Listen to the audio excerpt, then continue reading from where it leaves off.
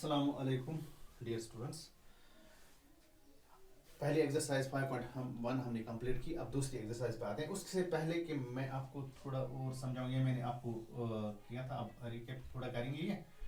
तो when the two lines are parallel, जब दो लाइंस पैरेलल होंगे and are intersected by transversal, transversal से इंटरसेक्ट करेंगे तो हमारे पास 8 एंगल्स बनते हैं। इसका इस एंगल का नाम 1 रखेंगे, इसका 2 रखेंगे, इसका 3 रखेंगे नाम, इसका 4, इसी तरह इसका 5, इसका 6 और इसका 7 और इसका 8। तो 8 एंगल्स बन गए। These angle 2 and angle 4, angle 1 and angle 2, these are vertically opposite angles. When two lines intersect, then each pair of vertically opposite angles are equal. इसका मतलब है एंगल 2 4 के बराबर, एंगल 1 3 के बराबर है। इस तरह एंगल 5 7 के बराबर, एंगल 6 8 के बराबर है।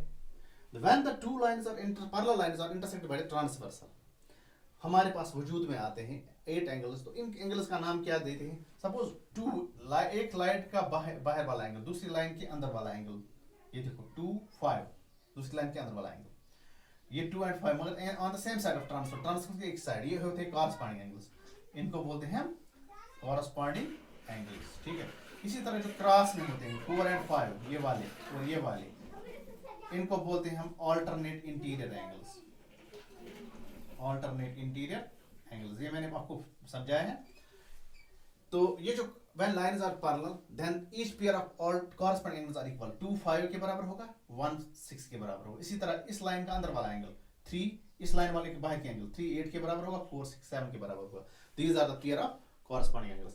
Same when the lines are parallel and are intersected by transversal, then each pair of alternate interior angles are equal. Angle 3 6 के बराबर होगा, एंगल 4 किसके बराबर होगा, 5 के बराबर होगा। इस तरह यहाँ पे ये वाले अल्टरनेट इंटीरियर एंगल्स है। अगर ये angle 1 angle 2, suppose angle 1 equal angle 2, ठीक है। इसी तरह यहाँ पे एंगल 3 एंगल 4, तो एंगल 3 और एंगल 4 भी बराबर है, ठीक है। तो ये होते हैं alternate interior angle when lines are parallel. इसी तरह होते हैं कॉरस्पॉन्डिंग। अब इनको क्या बोलेंगे, इन एंगल्स को? सपोज मेरे पास दो पैरेलल लाइन है, ये एंगल और ये एंगल, इनको क्या बोलते हैं हम? इनको बोलते हैं हम consecutive interior angles on the same side of transversal. ये ट्रांसवर्सल के एक ही साइड में होते हैं और अंदर वाले एंगल्स होते हैं कंसेक्यूटिव, एक के बाद दूसरा होता है। तो इनका जो है ये होते हैं, इनका सम होता है 180। दीज आर सप्लीमेंट्री, सप्लीमेंट्री हो गए। जिन एंगल्स का सम होता है 180 डिग्री, तो इन दो एंगल्स का सम होता है 180 डिग्री। तो ये मैंने पहले ही आपको बताया। आज हम एक्सरसाइज करेंगे स्टार्ट।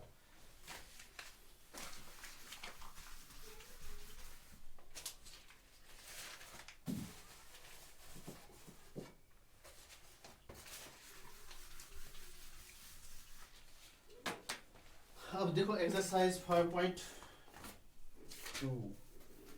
तो यहाँ पे क्या लिखा है? In figure find the values of x and y and then show that line AB is parallel to CD। अब पैरेलल कब होगी लाइनें दो?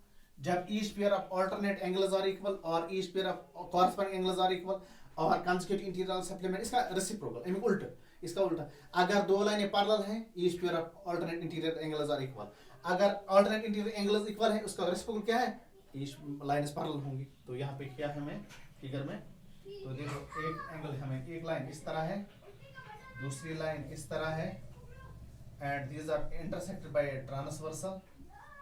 तो यहाँ पे जो एंगल है ये 50 डिग्री है, और यहाँ पे जो एंगल है ये x है, और यहाँ पे जो एंगल है ये y है, ठीक है।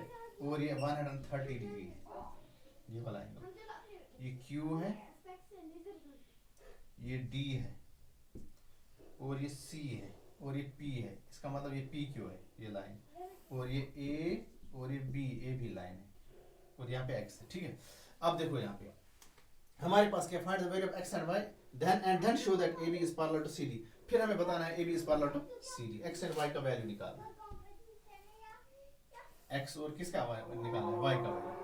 तो हम पहले लिखेंगे यहाँ पे गिवन क्या है।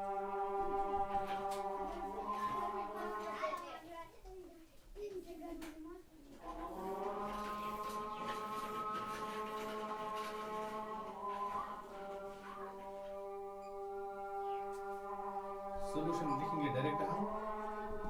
Exercise 5.2 question number 1। तो ये देखो, ये जो है PQ है, PQ is a straight line. अगर ये स्ट्रेट लाइन है, क्या है? Straight line. तो इसका मतलब है इन दो एंगल्स का सम किसके बराबर होगा? 50 degree plus x is equal to 180 degree. इसको बोलते हैं लीनियर पेयर ऑफ एंगल्स। तो x का वैल्यू मुझे चाहिए 180 डिग्री, इसको यहाँ लाओ माइनस 50 डिग्री, तो x इक्वल टू 180 में से 50 130 डिग्री। x क्या आ गया? 130 डिग्री, ठीक है। अब यहाँ पे ऑल्सो मुझे बोलेंगे कौन से एंगल बनते हैं यहाँ पे? Vertically opposite angle. y equal to 130 vertically opposite angles. Vertically opposite angles equal होते हैं जब दो लाइनें इंटरसेक्ट, ये एक लाइन है ये दूसरी लाइन है, इनके इंटरसेक्ट किया। y क्या निकला? 130। x क्या निकला? इसका मतलब x और y बराबर इक्वल है, therefore x equal to y equal to 30 degree 130 degree, दोनों 130 है।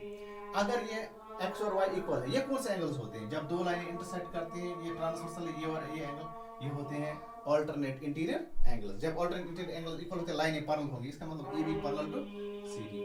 तो हमारे पास है but these are pair of alternate interior angles। जब pair of alternate interior angles equal होते हैं, लाइन्स होती हैं parallel, therefore AB is parallel to CD। ठीक है, तो अल्लाह हाफिज़, आज के लिए इतना ही काफी, इंशाल्लाह कल इसके आगे जाएंगे।